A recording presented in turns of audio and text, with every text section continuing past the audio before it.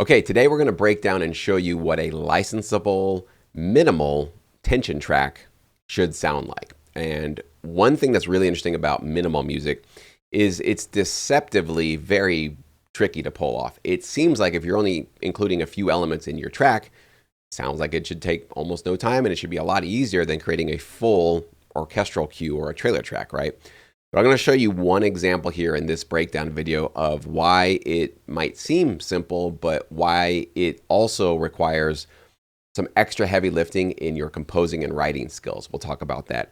But if you're not aware, minimal cues certainly are very licensable, specifically minimal tension cues. Tension cues are basically sort of drawn back, subdued styles of music that basically add a sense of either urgency or on the edge of your seat or anxiety, basically kind of an uneasy feeling going on. But a lot of times these cues can be used in a variety of different types of TV clients and content. So any scripted show, any drama show that is, either crime focused, even just relationships focused, any kind of drama, essentially, there's going to be some need for tension music in a lot of those scenes.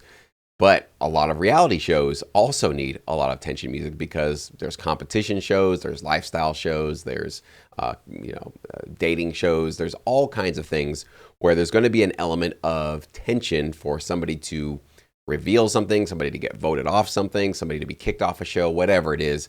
Tension is such a valuable part of production music. So if you're interested in tension music, this would be an interesting video for you to watch all the way through, especially if you're interested in doing some minimal tension music. So this is a cue called Latent Intentions, and I think it's just a well-executed, beautiful piece of music by Akshay Siriam. I'm sorry, I probably butchered your name if you're going to watch this, but you do excellent work, amazing, beautiful work, and I'm going to break down for you what's working about this track, what makes it licensable, and how you might want to follow in its footsteps. Of course, not stealing its melodies or its chord progressions or anything like that.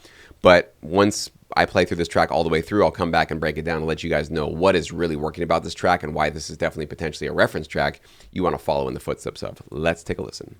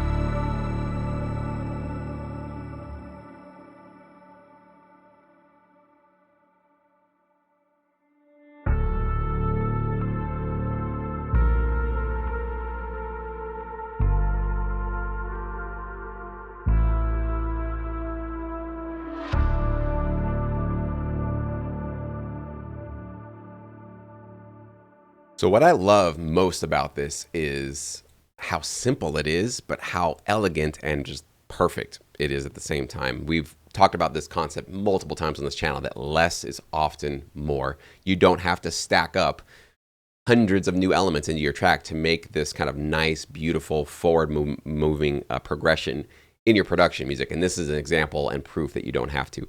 So let's kind of break this down. First of all, what do you notice right off just by looking and listening to this track right off the bat?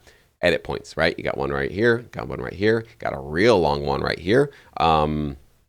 And so basically you're giving an editor options of using just maybe the first third, the second third, or the last part, or maybe needing something a little bit more, a little different than what they've heard before. So these are basically all different, essentially alt mixes. These are all alternative versions of the track that they're offering to somebody in the reality TV world or a drama show world. And this is definitely something you need to be paying attention to. So as you go pitch to a lot of libraries, if you were to stumble across some minimal tension cues and you start noticing that all the cues that they have these pretty, blaringly obvious edit points, you better include some edit points in yours as well. What I also noticed is essentially that these three sections are kind of like clones of each other, but they're featuring different instruments. So the first part, we'll break it down here. This is primarily featuring and focusing on the piano. And it's not until literally one of the last notes over here that a little guitar kind of note kind of sings into it, basically hinting at where the next section is going to go. Okay, so let's just play this first section real quick.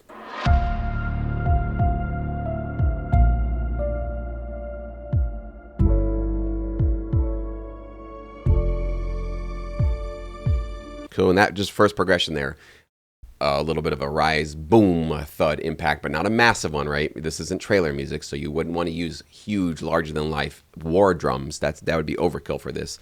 But a pretty nice, substantial downbeat thud, boom, a low kind of bass synth, essentially, pad down there. Piano is obviously driving it, a nice, beautiful recorded piano performance.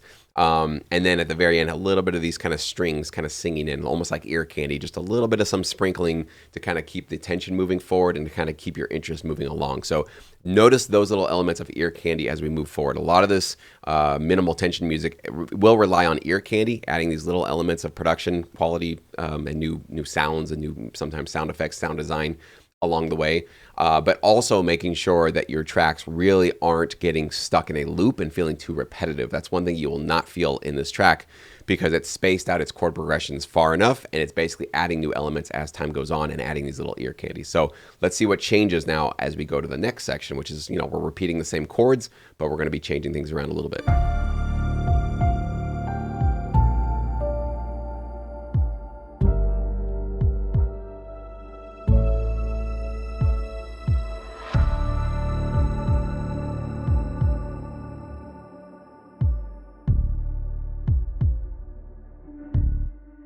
So the piano melody changed just a little bit, dun, dun, dun, dun, dun, dun, which you didn't hear the first time. So just tiny little movement changes like that just give you a little bit of a forward movement direction of we're not just copy pasting our way through the track. And then you heard that little hint of a guitar coming in right here, right? And almost a little bit of a bend there. It's kind of like a little off-putting, right? There's something not right about that. You almost hear it kind of sirening and kind of pitch bending a little bit. Again, subtle, tiny, tiny, tiny little movement like that is just a beautiful way to add some extra tension to it. And of course, just this little kind of extra sting button ending he threw on top at the end of this. Beautiful, right? Because maybe they need a little tiny bit of tension to get out of this cue going into another scene, and he gave them those options right here. Now, we go into this next section. There's a pretty good edit break here. Now, first thing you'll notice is the addition of percussion, but I want you to really pick out, is this percussion knocking you over the head? Is it super loud? Is it super aggressive? It's not any of those things. It's very subtle. It's almost barely audible, but it's enough to basically keep the momentum of this track moving forward. Because up until now, you've heard these little, the kick drums, doo, doo, doo, but there's no percussion or top end drums really going on at all. So here's how we continue on. Also notice that the guitar now is taking the lead function as opposed to the piano.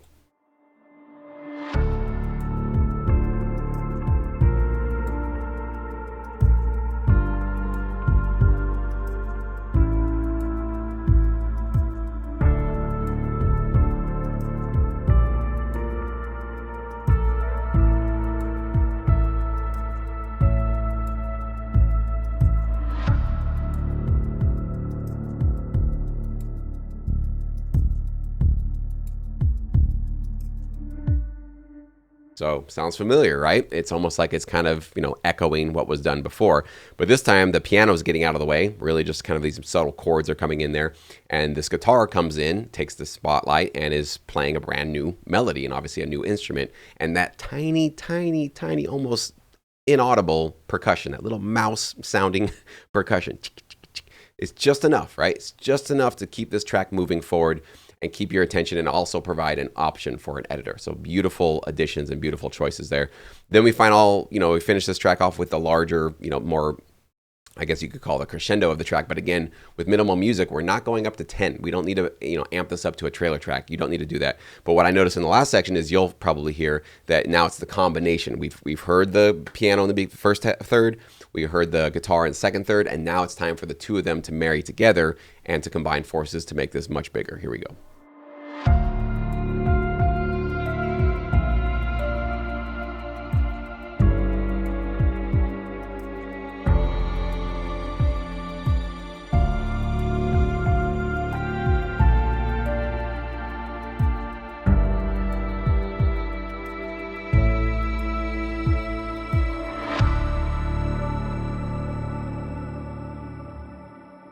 Yeah, so you hear the strings also providing all that ear candy on the top, and then I don't know if it's a viola or violin or something that's also echoing the melody as well. So just more, just a much richer, thicker sort of section here, but essentially following along in sort of like, kind of echoing what we've already heard before. So a beautiful kind of wrap up of the track. And then this really cool extra bonus, because this track could have been ended right there for sure.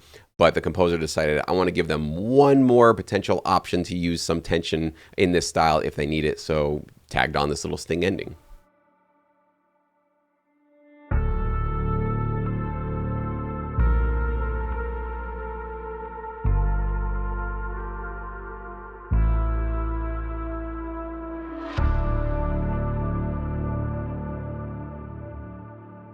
And notice that melody, it's not overpowering. The lead, piano and the lead guitar, they're not overpowering. They're not super aggressive. Obviously, all this music needs to fit in the background of pretty much anything it's going to be a part of. So you got to make sure that most of your mix is kind of centered in the low mid-range. And if you have high, lead instruments like a high piano or a guitar like you hear here, it's pretty subdued though. It's pretty soft. It's not aggressive. It's not piercing through the mix, right? It's there. It's audible. It's very present. It's obviously taking the lead function, but is not going to basically be stepping on top of maybe a human narrator or two characters talking in a scene. Lots of reverb in this track, right? If you have a lot of space and a lot of openness in your music, especially with minimal music, you probably are going to be cranking up your reverb knobs quite a bit, because you want to be able to, fill up the space entirely as best as you possibly can. Obviously, there's a limit to that, but beautiful execution of reverb here. This mix is wonderful, awesome. Couldn't give it any better marks for how it sounds, the mastering, all that good stuff. The quality of these instruments obviously speak for themselves.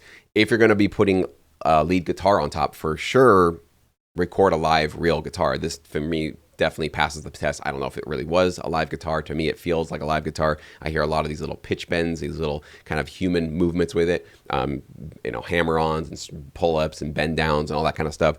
These are the kind of things that some MIDI, VSTs are trying to emulate these days, and a lot of times you can kind of tell. They're getting better, but if you have the ability to record your own guitar or perform your own piano performances, do it. So a little bit of the imperfection of the human performance is going to go a long way with cues like this. So that's what I got for you guys today. Thank you so much. As always, let me know what you think about these track breakdowns. Was this helpful? Was this useful? I'd love to know that. And also, what should I cover next? I know many of you guys are still waiting for me to cover your particular genre, and I don't actually know what to cover unless you get vocal about it. So make sure you do leave that comment right below, and hopefully maybe one of these next track reviews I can review a genre that's best for you.